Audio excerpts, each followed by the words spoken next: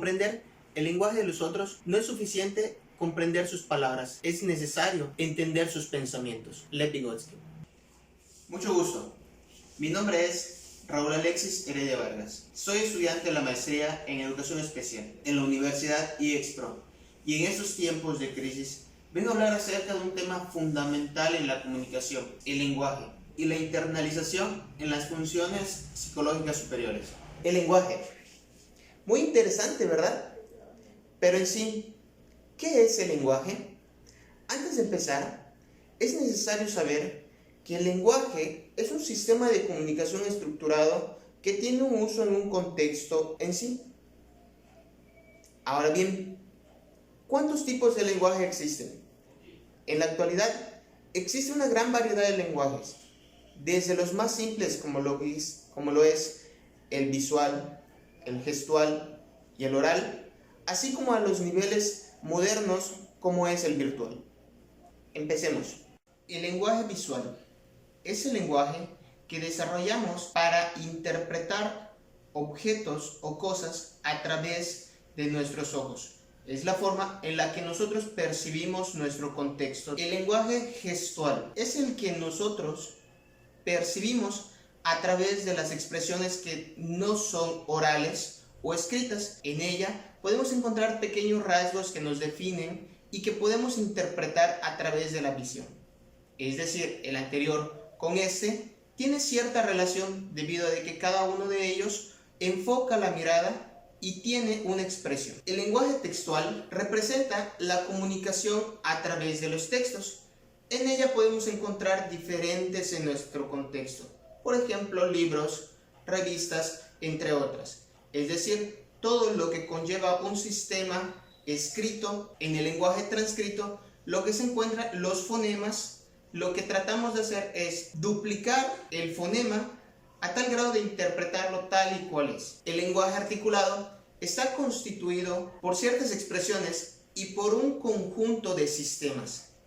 Estas tienen tres funciones principales: representar, expresar y señalar. Y cada una tiene una función diferente. El lenguaje escrito, este es muy conocido en nuestro contexto.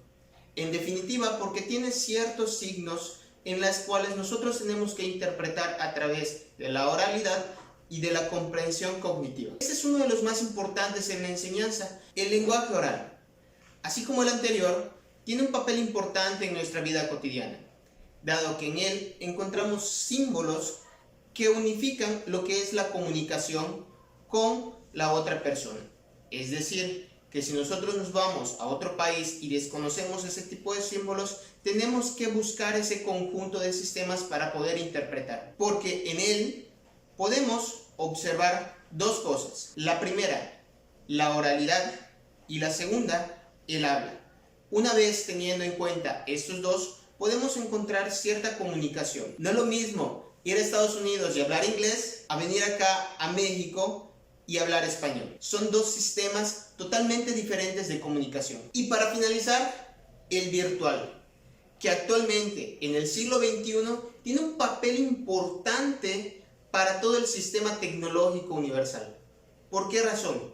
Porque en él encontramos diferentes tipos de sistemas, conexiones, interpretaciones, símbolos, a los cuales no cualquier persona está enfocada en estos. Sin embargo, sí se pueden conocer, dado que en la actualidad existe la parte de la modernización, la tecnología y la ciencia. Cada uno de esos tiene un papel que interpreta los contextos del símbolo de comunicaciones. Ahora bien, hablemos un poquito acerca de la parte pedagógica.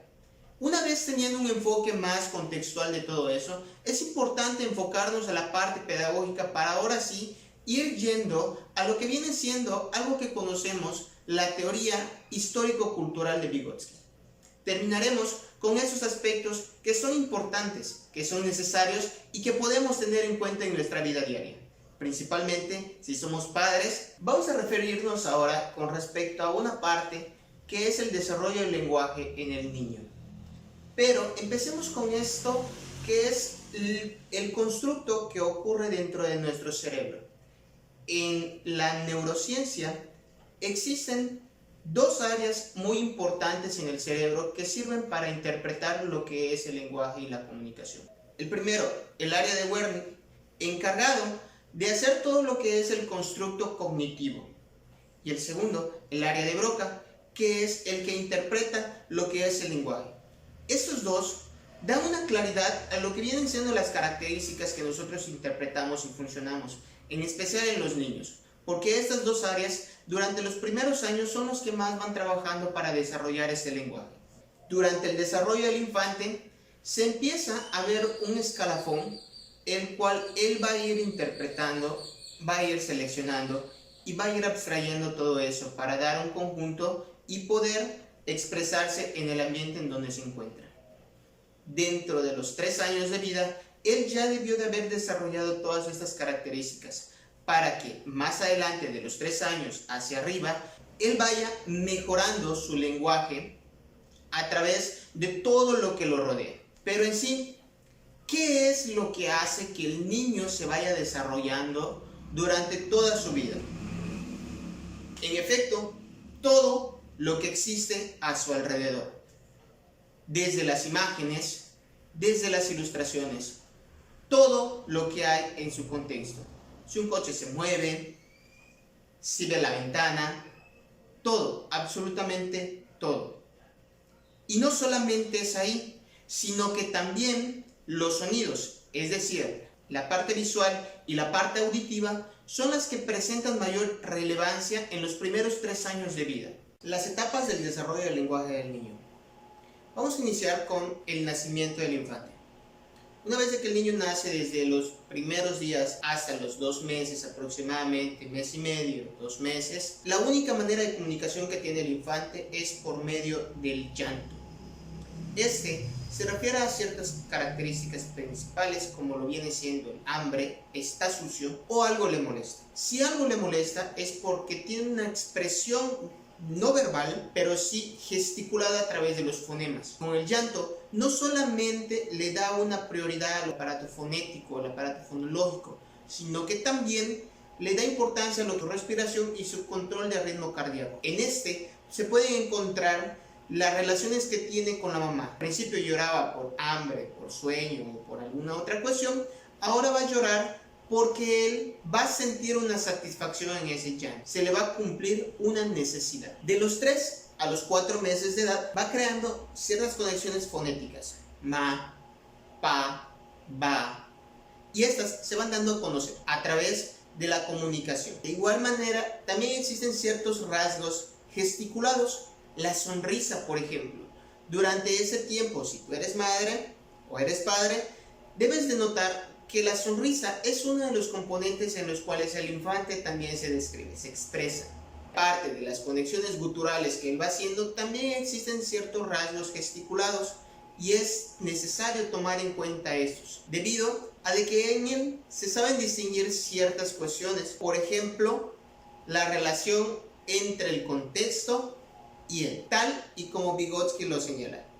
Pero también hay otro autor que toma en cuenta esos, Jean Piaget.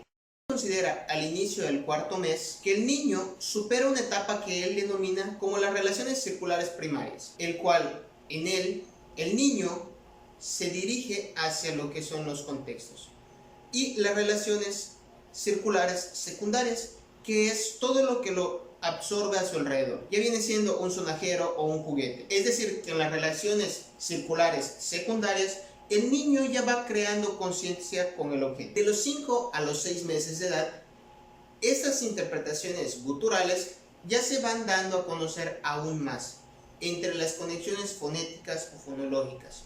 Ya el infante, de los 5 a los 6 meses de edad, él ya hace ciertas conexiones.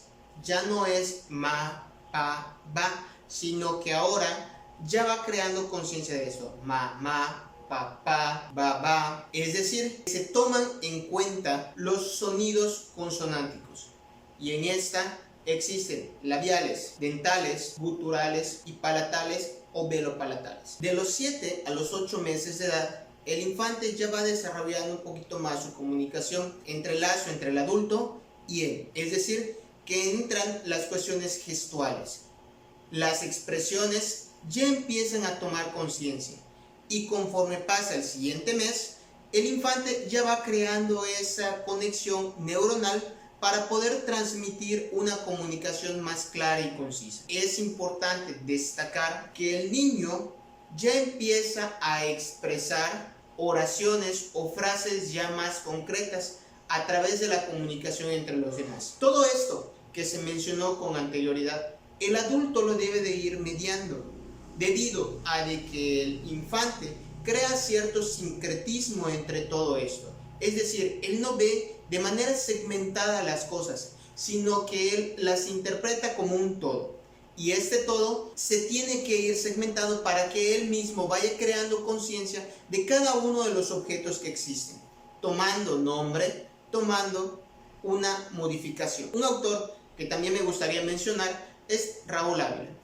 Raúl Ávila interpreta una conexión entre lo que es el significante y el significado, que son dos términos totalmente diferentes, porque en el significante encontramos las conexiones fonéticas que existen. Un ejemplo claro, mesa. El significado, que es la imagen cognitiva que nosotros ya tenemos dentro de nuestro contexto. Sabemos que la mesa es un objeto donde podemos asentar cosas, donde podemos comer, donde podemos hacer alguna actividad en ella. Pero, ¿qué pasaría si yo les pongo de ejemplo banco? De una manera muy clara desconocemos cómo es, porque no lo estoy enfocando a un contexto en sí. Pero si yo les menciono que existe un banco a la vuelta de la esquina para sacar dinero, nosotros ya sabemos que estamos hablando de un banco de dinero. No es lo mismo a que yo les cree un contexto en la sala de mi casa para que pueda sentar mis cosas en el banco, a diferencia de voy a ir al banco a sacar dinero. Son dos términos diferentes y esto tiene mucho que ver entre lo que Raúl Ávila señala, la conexión fonética de las palabras a la conexión cognitiva que tiene en estas palabras. Cuando el niño va creciendo, su desarrollo del lenguaje igual, primeramente con ayuda de los adultos y posteriormente él mismo lo va a ir haciendo. Esto se refiere más a la teoría histórico-cultural de Vygotsky. De acuerdo a él, el infante va creando su propio conocimiento con ayuda del contexto. El desarrollo cognitivo de él se va enfocando más a la interacción social. Todo lo que repercute lo absorbe el mismo infante. Todo, absolutamente todo lo contrario a lo que Piaget menciona. Debido a que Piaget desarrolla esto como algo biológico y Vygotsky como algo social. ¿En qué consiste la teoría histórico-cultural de Vygotsky? Vygotsky define dos funciones: las funciones psicológicas primarias y las funciones psicológicas secundarias. En las primarias encontramos todo lo que viene siendo la parte primitiva del ser humano, las reacciones animales que se tienen. Un ejemplo claro es el estudio que se hizo con los gorilas. Pero posteriormente existen lo que vienen siendo las funciones psicológicas superiores, que es la conexión entre la zona del desarrollo próximo, debido a que existe una experiencia social y existe una experiencia acumulada, cada una de forma diferente. Hablemos un poco acerca de la zona de desarrollo real y la zona de desarrollo próximo. La zona de desarrollo próximo. Para poder crear esta zona es importante describir que existen dos zonas anteriores: la zona de desarrollo real y la zona de desarrollo potencial. Entre una y otra existe una gran distancia. ¿Por qué? Porque en la zona de desarrollo real es lo que el niño ya tiene conciencia, es decir, lo que él ya sabe. Y la zona del desarrollo potencial es lo que él quiere alcanzar a lograr. Pero para llegar entre estas dos zonas es importante tener que existe una zona de desarrollo próximo. Y esta zona se va creando a través de estas dos conexiones. Para poder llegar de una a otra, es necesario de que una persona ya preparada, ya capacitada o que ya tenga conocimiento de esta, lo pueda desarrollar para dar a conocer. Un ejemplo claro es el docente. El docente crea un lazo entre estas dos zonas. Lo que el niño desconoce en primer año es diferente a lo que el niño conoce en sexto grado. Pero para que el niño vaya conociendo todo esto, se necesita de un proceso cognitivo. Y este es el proceso en el cual el docente pone en pie su papel. Debido a que le da herramientas, le da cuestionarios le da funciones a estas y le da conocimientos. ¿Para qué? Para que en sí se pueda crear algo a lo que se llama andamiaje. El andamiaje no es nada más y nada menos que la distancia entre la zona de desarrollo real y la zona de desarrollo potencial. Es lo que el alumno va a aprender a hacer por sí solo, pero con la diferencia de que lo va a hacer primero con apoyo para posteriormente hacerlo él solo.